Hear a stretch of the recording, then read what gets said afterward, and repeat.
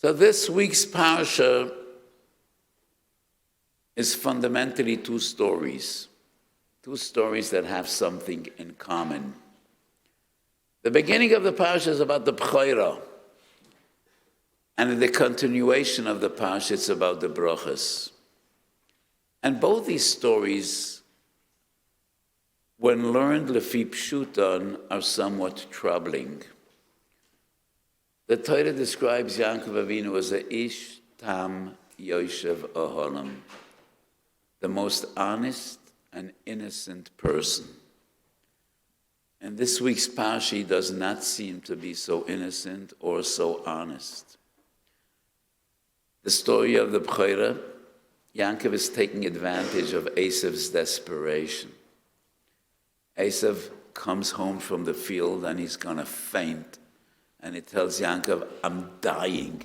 Give me something to drink. And Yaakov says, oh, my dear beloved brother, I'm so happy to help you, but first sign this document. And Esav says, what am I signing? First give me something to drink. And Esav says, no, just wait a moment, sign, please sign here. And Esav asks, what is it? And Yaakov says, it's just about the B'choira. Sign and I'll give you to drink. If Yaakov and Esav would come to my Beis Din, and Esav would say, this transaction is not valid. I wasn't in a proper state of mind. He took advantage of my desperation. I thought I'm going to die. I would probably rule in favor of Esav and invalidate this case based on a Gemara in Yevamos Kuf Vav Amud Aleph. I don't have time to explain the Gemara. Look it up. And you'll see why I think that this transaction is questionable. And then we come to the other story, which is even more troubling. A conspiration between Rivka and Yaakov to fool this old, blind tzaddik and get the brachas out of him in a totally dishonest way. So am I questioning Yaakov Avinu's tzidkus? No. We need to learn this parsha with the Zohar. And when we learn the Zohar, everything falls into place. And the Zohar explains, why does Yaakov need the B'choira? It's not because he wants a double portion of the Yerisha. No. It's not even about the Karbonas, like Rashi explains. The only reason Yaakov needs the B'choira because he knows that the brachas are designated for the B'chor. And bracha and B'choira are the same letters. And they come together, two sides of the same coin. And Yaakov Avinu also knows that he is the B'chor because HaKadosh Baruch Hu says in his Torah, B'ni B'choira Yisrael. He just needs to get Esav out of the way. Why does he need the B'choira? Doesn't need the B'choira, he needs the brachas. And why does Yaakov need the brachas? The Zohar explains that Yaakov was blessed during his lifetime 4 times. The most important brachas are this week's parsha. The brachas that Yitzchak bestowed on Yaakov, thinking he's Esav. At the end of this week's parsha, when Yitzchak sends Yaakov back to Lavan, Vayavorech Oisoi. Next week's parsha, when Yaakov is on the way to Padan Aram, Nigla Elav HaKadosh Baruch Hu, he had a revelation and HaKadosh Baruch Hu benches him. And finally, in Parshas Yitzchak, when Yaakov fights the Malach, Sorei Shel Esav, and the Malach says, Shalcheni, and Yaakov says, no, you're going nowhere. Lo yeshalechecha, ki im berechtoni, and Sorei Shel Esav benches Yaakov. Says the Zohar, Yaakov had a difficult life. He needed to cope with Lavan, then with Esav, Bikesh Yaakov leishav b'shalva v'kofetz ol rugzoi shel Yosef. Yaakov has amazing brachas, but he doesn't want to touch them. For his own sake, he takes the lesser brachas. And that was the second time Yitzchak benched him when he sent him back to Lavan. What about the other 3 brachas?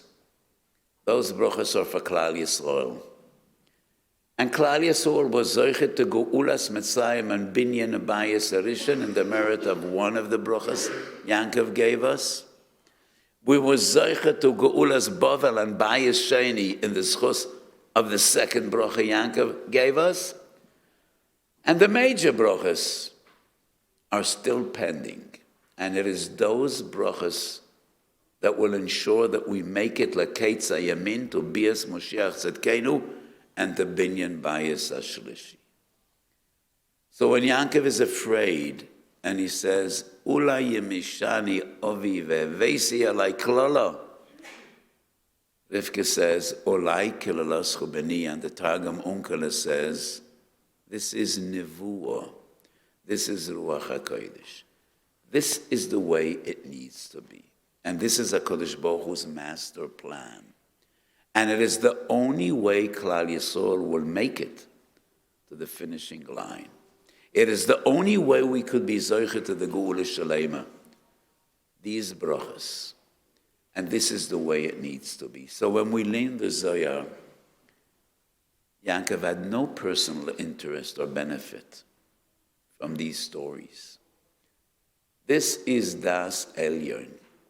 This is HaKadosh Baruch Hu's plan from day one. And this is the way it needs to be. And Yankov does what he does against his personal inclination, despite he was an Ishtam Yoshev Aholim. This is Ruach HaKodesh, and this is the way it needs to be. I have one little addition to the Zohar. Could we understand why this is the way it needs to be? Why does HaKadosh Baruch Hu impose on Yankov something that goes totally against who he is? Why? My feeling is this. Tomorrow Shabbos we read in the Haftarah, Ahavti eschem ne'um Hashem, v'amartem b'me'ahavtoni, and HaKadosh Baruch Hu says, Yankov and Esav are brothers, v'ohev es Yankov es Esav sunesi. A time will come in which it might not be obvious who's Yankov and who's Esav. A time might come in which there won't be such a huge difference between Yankov and Esav. And we already knew a time like that. By Kriyas Yamsef, the Medrash says, Sorah Shel Yom said, I don't see any difference between these and those. Halol oivda avodah zorah, halol avodah zorah. Why? And HaKadosh Baruch Hu says, you split and don't ask why. This is the way I want it. So a time might come, wouldn't be so obvious who deserves and who does not. Today, Baruch Hashem, we're living in an amazing day and age. And Torah is flourishing and Torah is blossoming, but still the majority of Jews in the world don't even want to know HaKadosh Baruch Hu. And there are thousands of Jews in America demonstrating with the Palestinians against Israel and against Jews.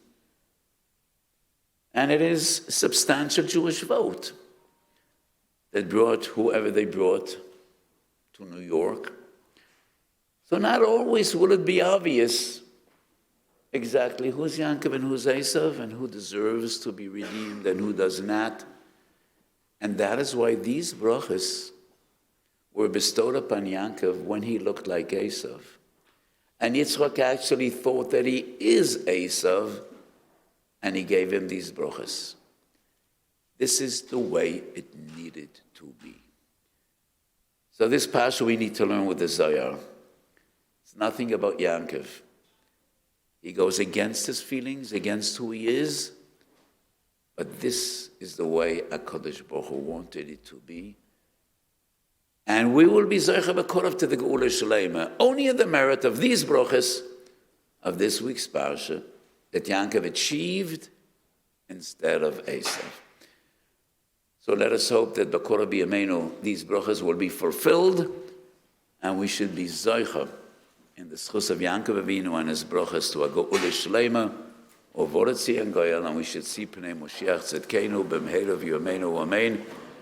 Have a beautiful Shabbos.